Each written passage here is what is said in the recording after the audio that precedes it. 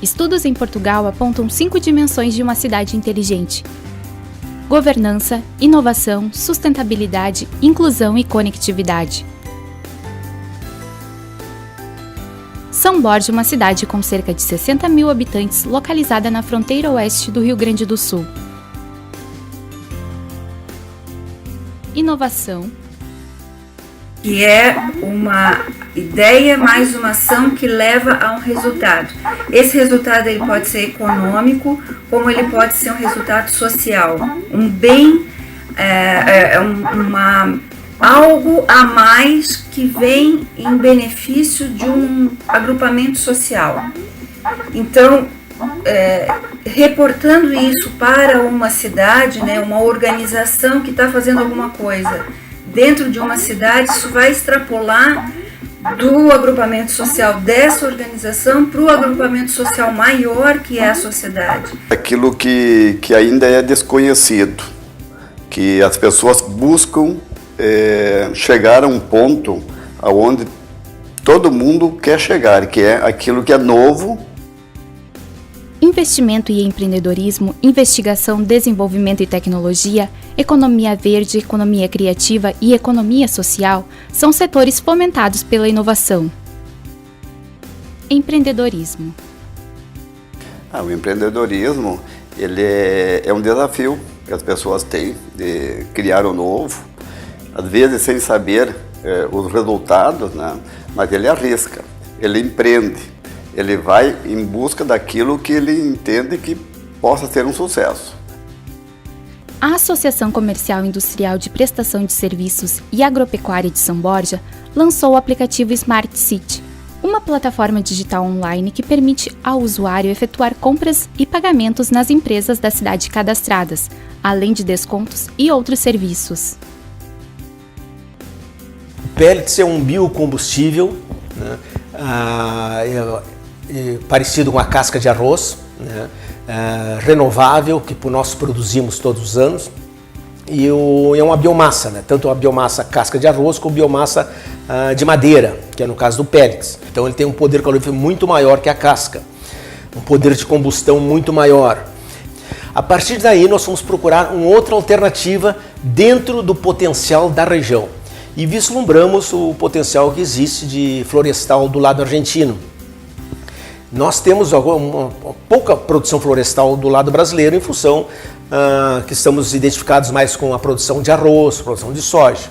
A partir daí fomos procurar quantificar a disponibilidade de matéria-prima do lado argentino, que existe muita matéria-prima. Hoje eles estão com mais de 400 mil hectares plantados de pinos. E nós vamos utilizar para o pellets a matéria-prima do desbaste dessas florestas. O desbaste são aquelas árvores mais fracas, né? Por exemplo, aqui na nossa região, um monopólio da produção de arroz, na produção de soja, e tu entrar com algo totalmente diferente, né? Buscando, fazendo acontecer, com o objetivo de gerar empregos, rendas, né? Para melhorar a qualidade de vida de uma região tão carente de desenvolvimento que é a nossa fronteira oeste do Rio Grande do Sul. Investigação, desenvolvimento e tecnologia. Bom, o projeto ele surgiu em 2014, quando nós realizávamos uma pesquisa em economia criativa aqui nas Missões e percebemos que o uso dos dados que nós estávamos utilizando à época eram interessantes para criar um mecanismo de indicadores culturais. Vai ser um software, vai ser um site que ele vai estar disponível online, público, de graça. Nós vamos então gerar indicadores culturais e a partir dos dados coletados do TCE, identificar padrões que possam nos ajudar a entender como cada prefeitura entende o que é a cultura. Os dados que o TCE disponibiliza são dados que eles não têm, são brutos, vou dizer assim. Se tu olha para aqueles dados, é muito difícil um cidadão que não está muito inteirado das leis, normativas, entender, pegar aqueles dados e transformar em informação, uma informação útil. Basicamente, são 3 públicos que a gente pretende atingir. Um é o público pesquisador, que possa se valer desses dados, dessa informação para criar pesquisas sobre cultura, sobre política cultural, economia criativa, economia da cultura. Os gestores, que que podem monitorar e acompanhar como estão as suas ações em termos de gestão pública, e também a sociedade, que é o nosso interesse principal, o munícipe ter acesso a essas informações de forma clara e perceber como que o seu gestor público está utilizando os recursos destinados à cultura nesse sentido. O Instituto Federal Farroupilha ainda tem projetos de uma incubadora de indústria criativa, outra criação como o aplicativo de controle do banco sanguíneo, além de todo ano lançar uma competição de criação de softwares, o São Borja PK, para que os alunos desenvolvam sistemas para uma demanda de um certo setor na cidade, como exemplo saúde ou meio ambiente. Bom, esses projetos eles visam ou ter uma característica de inovação, de propor uma solução ou algum recurso novo para a cidade ou para a região fronteira oeste aqui, ou simplesmente melhorar alguma coisa que já existe dentro daquela perspectiva, daquela percepção das equipes de que olha, tem alguma coisa dentro da cidade que pode ser melhorada e tem a ver com o meio ambiente.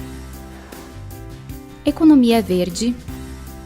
O Arduino é um sistema de automatização dos climatizadores de ar-condicionado. A ideia dele é colocar uma espécie de uma inteligência nos equipamentos que nós temos hoje. Na prática, nós vamos ter uma espécie de um dispositivo físico. Ele vai ser acoplado no ar-condicionado. Esse acoplamento ele ocorre de maneira não invasiva, de forma que qualquer equipamento pode ser ligado sem que haja nenhum tipo de modificação. A ideia é que façamos a ligação desse dispositivo na rede elétrica e o ar-condicionado, que anteriormente era ligado na energia, na rede convencional, ele será então alimentado pelo Arduino. Então a ideia é justamente nós termos um dispositivo plug and play. Tu chega, coloca na energia e pluga o dispositivo, a princípio ele já vai estar funcionando. E aliado, para ele funcionar efetivamente, nós utilizamos algumas tecnologias. Então, por exemplo, para mim acionar as funções dele, eu clono os códigos originais do controle remoto.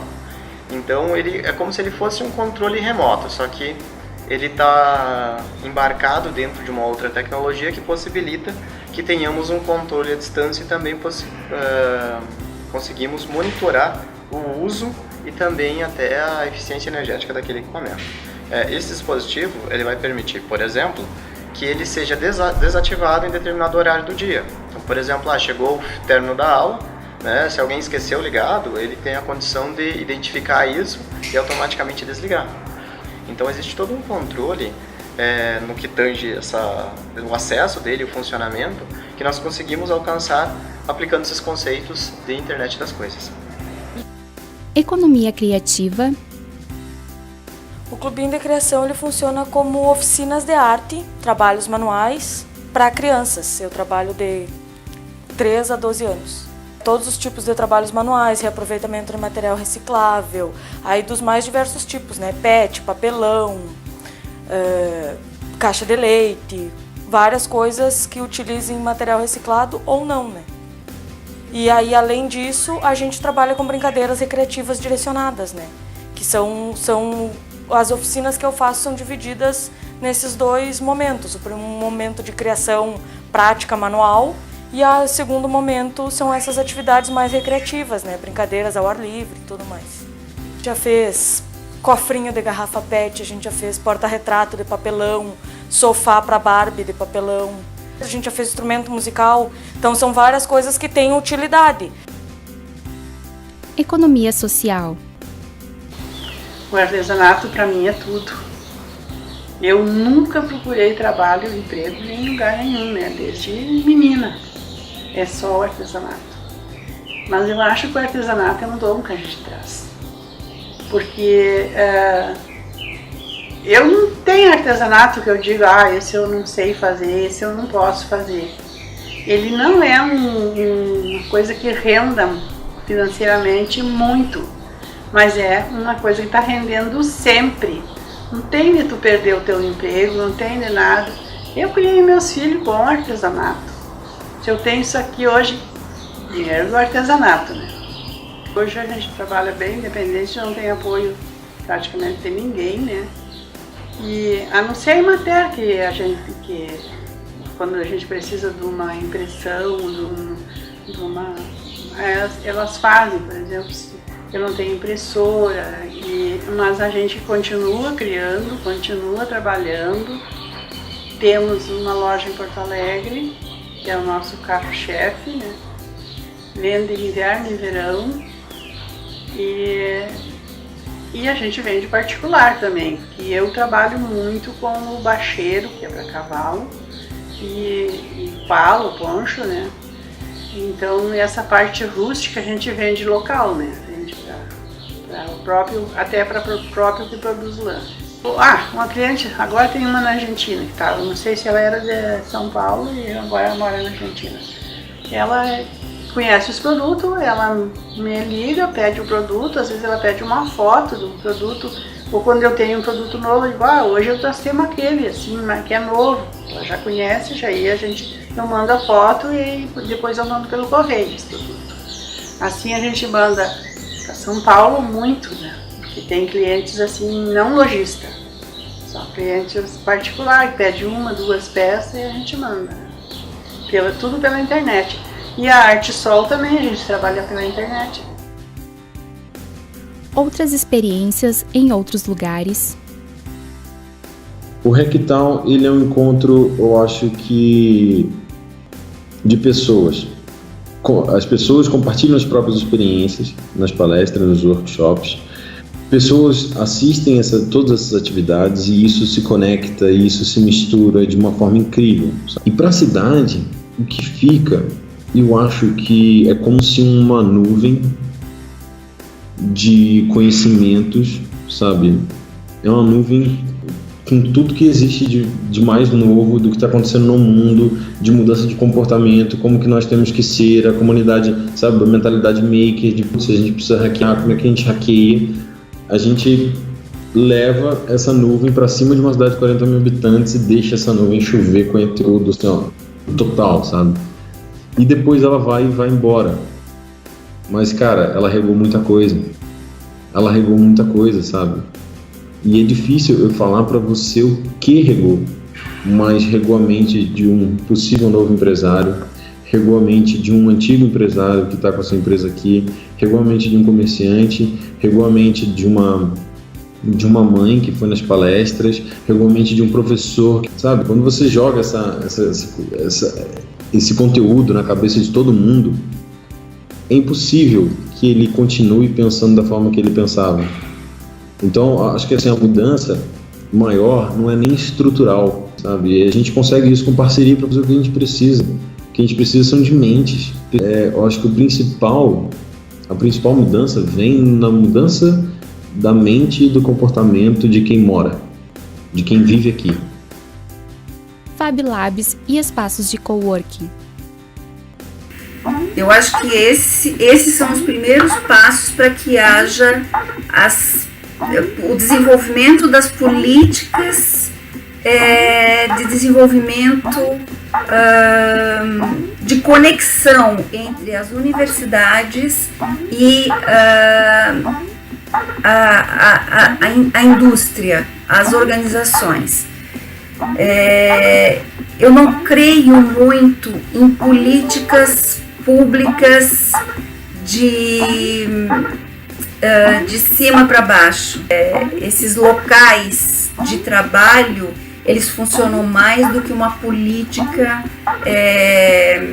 colocada, né, por um órgão público. As políticas vão viabilizar esses locais, mas esses locais vão ser aquilo que vão realmente fazer a engrenagem funcionar. Inovação depende de ideias, pessoas, contexto, negociações, ações e resultados. É um processo interativo, de colaboração e múltiplos atores de competências diferenciadas. Inovação é decorrência de um conhecimento aplicado.